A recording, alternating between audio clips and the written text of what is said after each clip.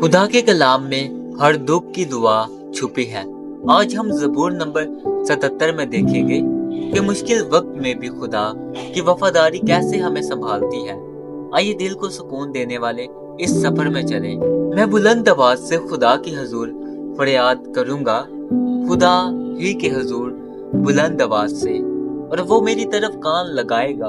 अपनी मुसीबत के दिन मैंने खुदावन को ढूंढा, मेरे हाथ रात को फैले रहे और ढीले ना हुए, मेरी जान को तस्कीन ना हुई। मैं खुदा को याद करता हूँ और बेचैन हूँ, मैं वावेला करता हूँ और मेरी जान निढाल है। तू मेरी आंखें खुली रखता है, मैं ऐसा बेताब हूँ कि बोल नहीं सकता। मैं गुज़श्ता अयाम पर यानी कदीम जमाना के बरसों पर सोचता रहा। मुझे रात को अपना गीत याद आता है, मैं अपने दिल ही में सोचता हूँ।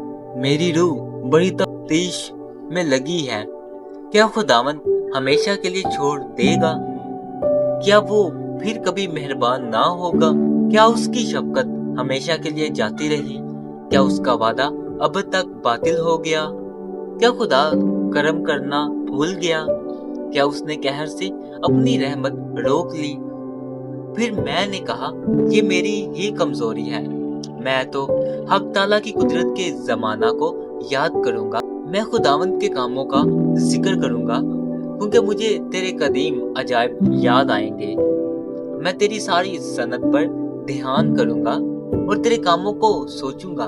ऐ खुदा, तेरी राह मकदस में है, कौन सा देवता खुदा की मानिंद बड़ा है? तू वो खुदा है जो अजीब काम करता है। तूने कौमों के दरमियान अपनी कुदरत जाहिर की। तूने अपने ही बाजू से अपनी कौम बनी याकूब और बनी यूसुफ को फिदिया देकर छुड़ाया है। ऐ खुदा, समुंदरों ने तुझे देखा, समुंदर तुझे देखकर डर गए, गहराओं भी कांप उठे। बदलियों ने पानी बरसाया, अफलाक से आवाज आई। तेरे तीर भी चारों तरफ चले, बगोले में तेरे रद की आवाज थी। बर्क ने जहान को रोशन कर दिया, जमीन लर्जी और कांपी। तेरी राह समुंदर में है, तेरे रास्ते बड़े समुद्रों में हैं और तेरे नक्शे कदम नामालूम हैं।